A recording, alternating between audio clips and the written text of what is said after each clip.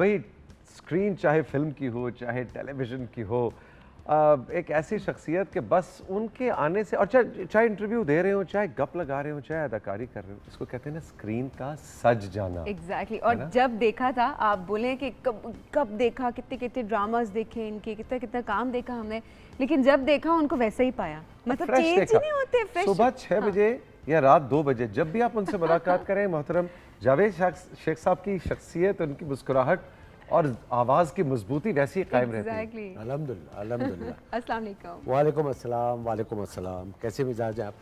बिल्कुल ठीक, बहुत शुक्रिया आपने वक्त निकाला। ये लोग जो पूछते हैं कि जी क्या खाते हैं, क्या हम तो पूछे क्या नहीं खाते हैं और क्या हलाल खाता हूँ और क्या नहीं पीते हैं। आप वो फॉरबिडन चीज़ें नहीं पीता और बाकी सारा फ्रेश जूसेस में, ये सॉफ्ट ड्रिंक्स, ये इनके ऊपर मैं कनात नहीं करता। मैं फ्रेश जूसेस और फ्रेश फ्रूट्स, ये डब्बे की चीज़ें मैं इस्तेमाल नहीं करता। अच्छा, फास्ट फूड पे भी नहीं जाता, यू सी। तो ये सारी चीज़ें काउंट होती हैं जो बाद में हमें उसका एहसास दिलाती है। नजर आता है चेहरे पे। अल्हम्दुलिल्लाह, है ना, माशाल्लाह। अल्हम्दुलिल्लाह। स्लीप साइकिल क्या है आपके, दिन की रूटीन क्या है, हमें ज़रा बताएं। सुबह से लेकर रात तक क्या आपकी रूटीन है? How do you manage your day? सबसे पहले तो ये है कि मैं अपनी नींद का बहुत ख्याल रखता हूँ कि मुझे ज़्यादा देर तक जागना नहीं है। मुझे 12-1 बजे बेड पे सोना है जाकर, पहली बात। और मुझे 7-8 घंटे की नींद करनी है। और सुबह उठ के सबसे पहले मैंने मिसाल के तौर पे फ्रेश फ्रूट खाना है, मुझे कलौंजी खानी है, मुझे जो मेरा जो अपना ब्रेकफास्ट की प्लेट है, उसमें भी आप यकीन करें कि कुछ चीज़ें बाहर के मुल्कों से सीखी हुई हैं। उसमें क्यूकम्बर होगा, उसमें सलाद के पत्ते होंगे, उसमें ऑलिव ऑयल होगा, ऑलिव्स होंगे, ब्लैक और ग्रीन दोनों होंगे, फिर चेरी टमाटोज होंगे, ये सारी चीज़ें होंगी, ब्राउन ब्रेड होगी, और उसको मैं उसके साथ खाता हूँ। और फिर जो सुबह नाश्ता होगा, यानी कि 8-9-10 बजे जो भी है, उसके बाद मैं दोपहर को कुछ नहीं खाता। 7 ये पहला मील है जो और आपने हमें उसके गिनवाया। बाद शाम 7 बजे that will be my dinner. बस 2 वक्त की, 2 वक्त, वो कहते हैं 2 वक्त की रोटी। 2 वक्त की रोटी, और वो डिनर होता है सर। वो मेरा डिनर है 7-7:30 बजे बस। और इस दौरान कोई स्नैक्स वगैरह भी नहीं खा रहे होते कुछ ब्रेकफास्ट नहीं, से डिनर तक? कुछ नहीं।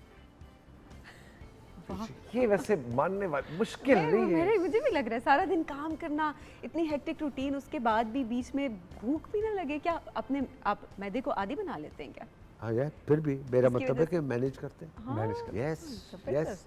देखिए बात ये है कि अगर मैं अपने आप को फिट रखना है तो फिर मुझे तो फिर थोड़ा सा तो ख्याल करना पड़ेगा। और मैं ये ख्याल करता हूँ यार, बात ये है। सही बात है।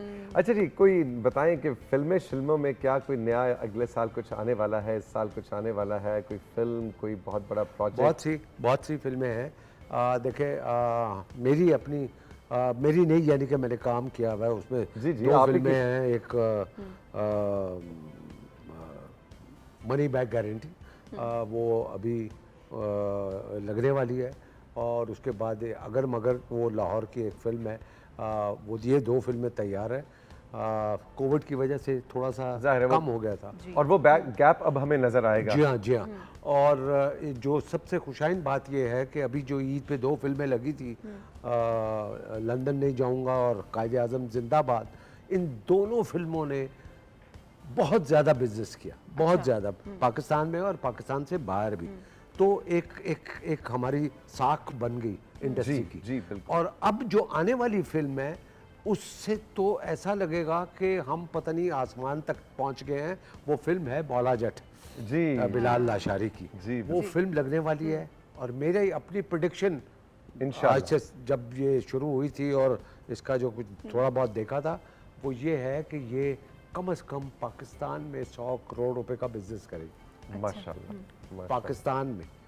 और बाकी तो है ही है। तो वो मैं समझता हूँ कि वो हमारे लिए पाकिस्तान फिल्म इंडस्ट्री के लिए गोल्डन पीरियड होगा। अच्छा शेख साहब, आपने माशाल्लाह खुद फिल्में प्रोड्यूस की, फिल्में डायरेक्ट की, आपने फिल्मों में काम किया, टेलीविज़न और पीटीवी तो आपका घर है ही है, प्राइवेट प्रोडक्शंस इतनी ज़्यादा। इस वक्त जब ये नए फिल्म मेकर्स काम कर रहे हैं, आपने नबील कुरैशी के साथ बहुत काम किया है, is one of my favourites, और आने वाले दिनों में हम उनको इन्वाइट भी कर रहे हैं, उनको भी और फिजा को भी। Very good. आप ये बताइए कि वो फ़र्क क्या आप देखते हैं, वो क्या एलिमेंट हम जो परवेज़ मलिक साहब या पुराने वक्तों के जो फिल्म साज उनका जो हम जिक्र करते हैं कि क्या वो इंग्रेडिएंट्स, क्या वो जरासीम आपको आजकल के इन फिल्म मेकर्स में नज़र आते हैं? देखिए what is so good about Nabeel? देखिए जी, जो नाम आपने लिए नजरुल इस्लाम साहब, परवेज़ मलिक साहब, ये बहुत बड़े बड़े डायरेक्टर हमारे गुजरे हैं, बहुत कमाल फिल्में बनाई हैं उन्होंने जो सालों साल चली है, और उन्होंने ऑडियंस को बांध के रखा हुआ था। बात यह है कि फिल्म बनाना ऑडियंस को बांध के रखना है। जो 500, 1000, 200, 300 का टिकट लेकर आता है उसको आपने हिलने नहीं देना अपनी सीट से। तो ये हमारे डायरेक्टर्स जो पुराने हैं उन्होंने वो किया हुआ है। क्या म्यूज़िक होता था, क्या गाने थे, क्या सीन थे, क्या स्क्रीन प्ले होता था, वो सारा किया। आजकल के जो डायरेक्टर, जैसे आपने कहा नबील तो लिहाजा ये नबील ने क्या किया है कि आज के लोगों की नब्ज़ को पकड़ लिया है कि ये लोग क्या चाहते हैं। इन्होंने आज के हिसाब से फिल्में बनानी शुरू, टेक्निक वो इस्तेमाल की जो आज की है। ठीक है। तो इनकी आप सारी फिल्में उठा के देख लें, नामालूम अफराद पार्ट 1, पार्ट 2, क्या लोड वेडिंग आप देख लें, आप खेल खेल में देख लें, आप एक्टर इन लॉ देख लें, क्या और अभी कायद आज़म जिंदाबाद देख लें।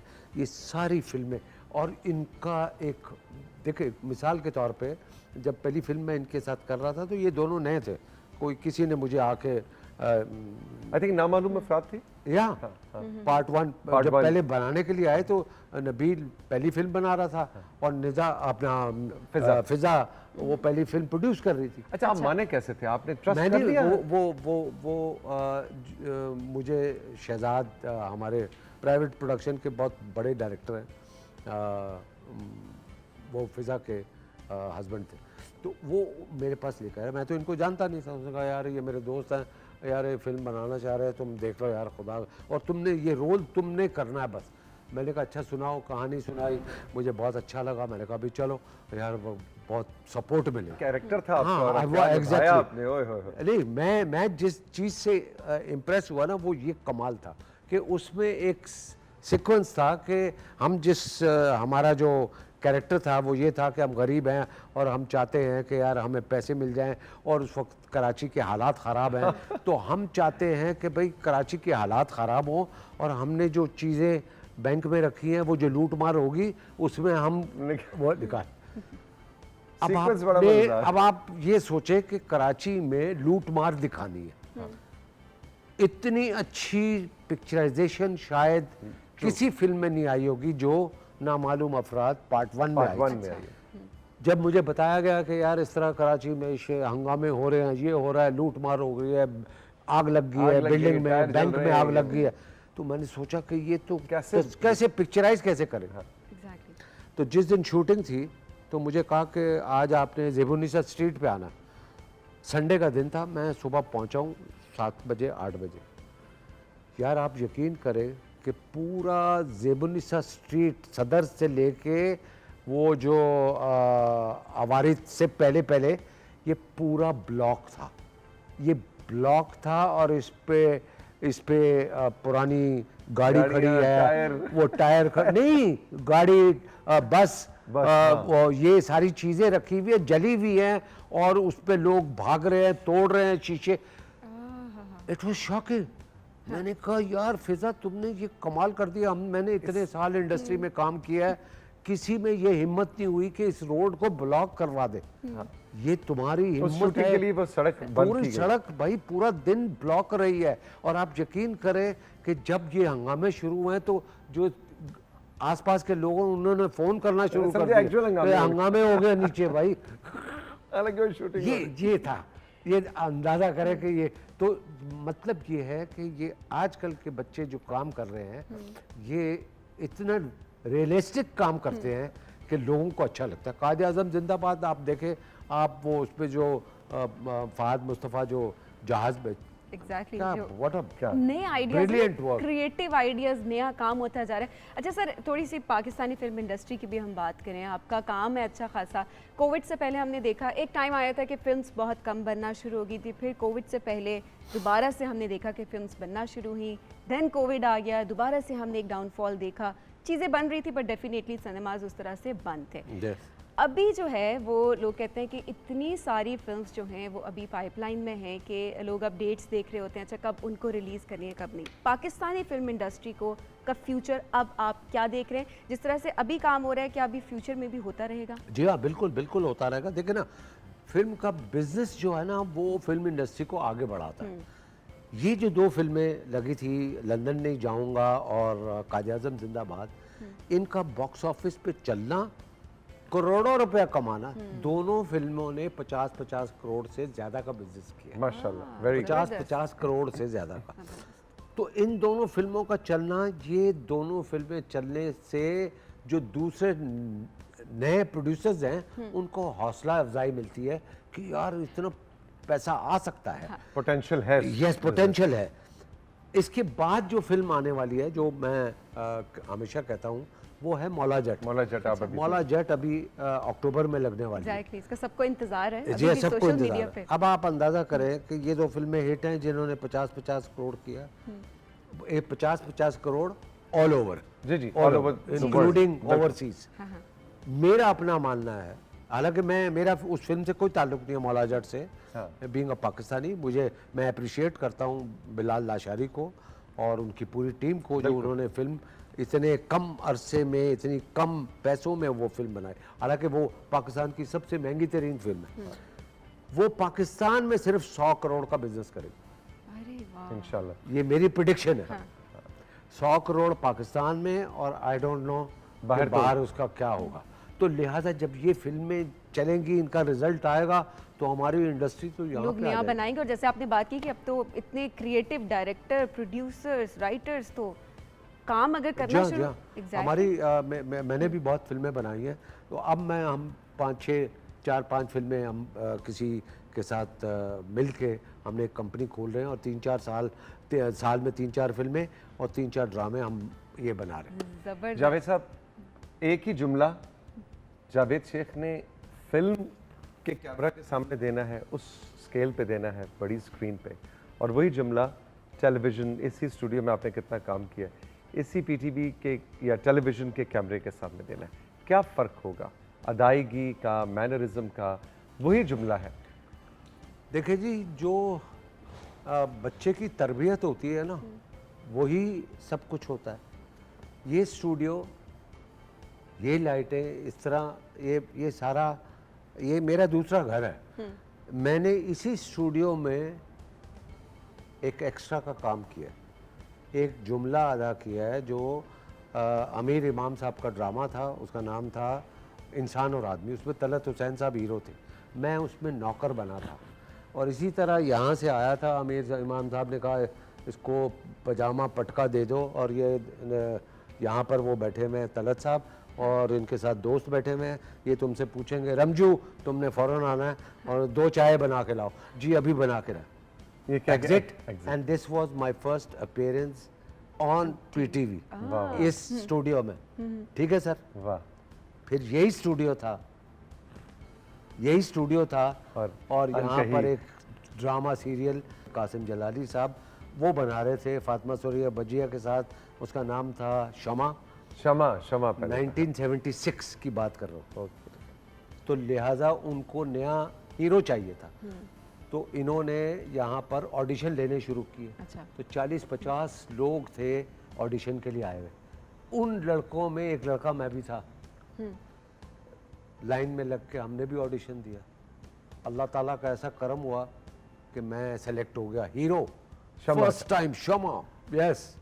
नींद नहीं आई होगी उस वक्त। ओह, मैं आपको बता, और वाकई वो शमा, तो फिर आप अगर हिस्ट्री जो अगर देखें उठा के, तो शमा की जो लास्ट एपिसोड चल रही थी, तो पाकिस्तान में ट्रैफिक बिल्कुल ख़त्म थी, कोई नज़र नहीं आता था, क्योंकि शमा की लास्ट एपिसोड चल रही थी।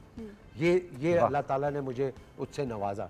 तो मेरे ये दरो दीवार से तो मेरे बड़े मैं बता नहीं तो सकता। अब जो फिल्म के अंदर जो आप तो का मैं मकाम है यहाँ से उसकी सीख कर बुनियाद गया। यही है। देखिए मैं यहाँ से सीख कर गया हूँ, इसके भी कुछ आदाब होते हैं, कुछ असूल होते हैं। जिस तरह माँ बाप अपने बच्चों को सिखाते हैं, तो मुझे टेलीविज़न पे इन लोगों ने सिखाया है, जो जहाँ के मैंने वहाँ इंडस्ट्री में अप्लाई किया।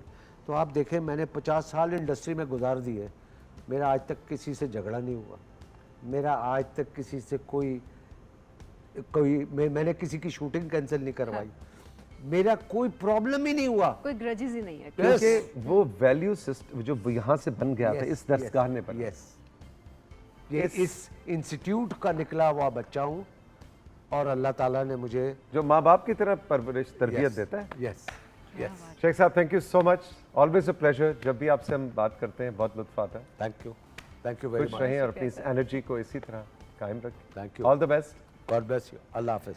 सबीन, इजाज़त का टाइम। बिल्कुल जी, इजाज़त का टाइम। और क्योंकि हम फिल्म्स की भी बात कर रहे हैं और साथ साथ तो अब हमारी ऑडियंस में भी बताएगी कि आप किस तरह से देखते हैं पाकिस्तानी फिल्म इंडस्ट्री को, आप कहाँ पर देख रहे हैं, कौन से फिल्म से जिनका आपको बहुत ज़्यादा इंतज़ार है, हमारे सोशल मीडिया पे आप ज़रूर बताएंगे।